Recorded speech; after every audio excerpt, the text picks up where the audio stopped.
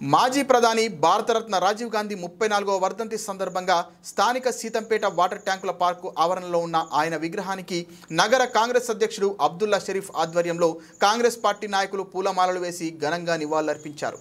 ఈ సందర్భంగా ఆయనతో పాటు నగర ప్రధాన కార్యదర్శి పట్నాల శ్రీనివాసరావు, పీసీసీ కార్యదర్శి బెజవాడ రంగారావు, డీసీసీ ఉపాధ్యక్షుడు దేవతా సుధాకర్ మాట్లాడారు।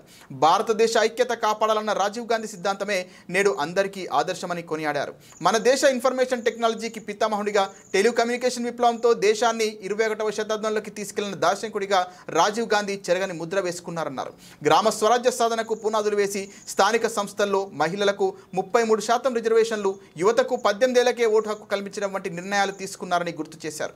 దేశానికి సాంకేతిక విద్యను పరిచయం చేసి బడుగు బలహీన వర్గాల అభ్యున్నతి కోసం ఎన్నో సంస్కరణలు తీసుకువచ్చిన నవభారత నిర్మాత రాజీవ్ గాంధీ అని కొనియాడారు। నేడు అన్ని రంగాల్లో మన దేశం అగ్రగామిగా ఉందంటే అది ఆనాటి రాజీవ్ గాంధీ కృషి ఫలితమేనని పేర్కొన్నారు। ఆయన స్ఫూర్తితోనే యువత నేడు రాజకీయాల్లో కొనసాగుతున్నారని, కాంగ్రెస్ పార్టీలో యువతను ప్రోత్సహించి మంచి అవకాశాలు కల్పించిన ఘనత కూడా ఆయనకే దక్కుతుందన్నారు। క్లిష్ట పరిస్థితుల్లో దేశ ప్రధానిగా బాధ్యతలు చేపట్టి విజయవంతంగా దేశాన్ని ముందుకు నడిపించి పాలనలో తనదైన ముద్ర వేసుకున్నారని తెలిపారు। కార్యక్రమంలో కాంగ్రెస్ ఎస్సీ సెల్ అధ్యక్షుడు బత్తిన చంద్రరావు, నాయకులు జాహిద్ అఖ్తర్, ఎండి ఫిరోదౌద్, ఎండి షరీఫ్ తదితరులు పాల్గొన్నారు। राजीव गांधी, राजीव गांधी, राजीव गांधी, राजीव गांधी, अमर रहे, अमर रहे, अमर रहे, अमर रहे गांधी, राजीव गांधी, राजीव गांधी, राजीव गांधी,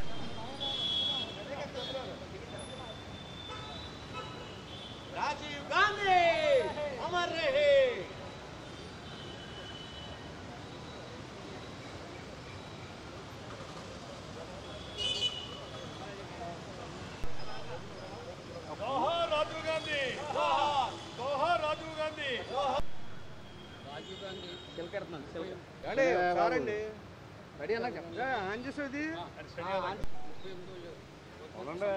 जोहर जोहर जोहर जोहर जोहर राजीव गांधी जोहर जोहर जोहर जोहर 38వ వర్ధంతి సందర్భంగా ఈ రోజు ఇక్కడ సీతంపేట పార్కులో రాజీవ్ గాంధీ విగ్రహానికి నివాళులర్పించి రాజీవ్ గాంధీ టెక్నాలజీలో ఎంతో యువతకు ఆదర్శంగా తీసుకొని ఈరోజు ఇంత టెక్నాలజీ డెవలప్ అయిందంటే రాజీవ్ గాంధీ తీసుకొచ్చిందే ఇదే।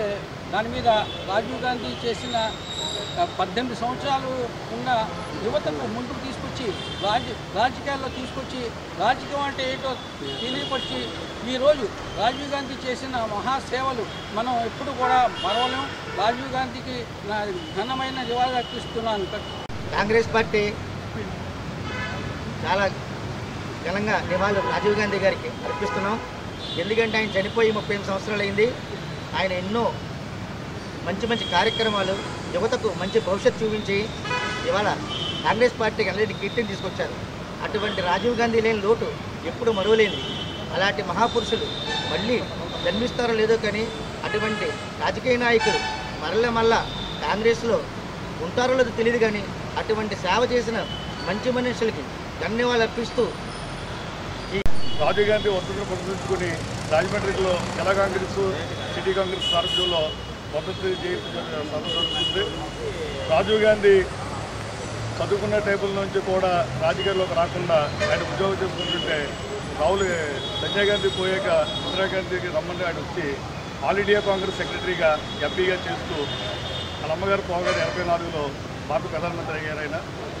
అయ్యాక దేశం అంతా అల్లకొరగా ఉన్న టైంలో తల్లిగారు కావాల్సిన దేశం సుఖశాంతులుగా ఉండాలని పిలిపించిన మహనీయుడు రాజీవ్ గాంధీ।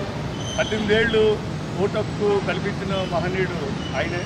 అప్పుడు భారతదేశంలో కాశ్మీర్ నుంచి కన్యాకుమారి కూడా యువత రాజకీయాల్లో పాల్గొని ఇప్పుడు ఏ పార్టీలో ఉన్న వాళ్ళు అందరూ కూడా ఆ రోజు రాజీవ్ గాంధీ పిలుపు మేరకు రాజకీయాలకు వచ్చిన వాళ్ళే అందరూ। ఎలక్ట్రానిక్ రంగంలో కూడా ఆయన ఎంతో అభివృద్ధి చెంది చేసే దేశాల్లో ఇలా ఎలక్ట్రానిక్ రంగం ఇంత అభివృద్ధికి దేశంలో ఉందంటే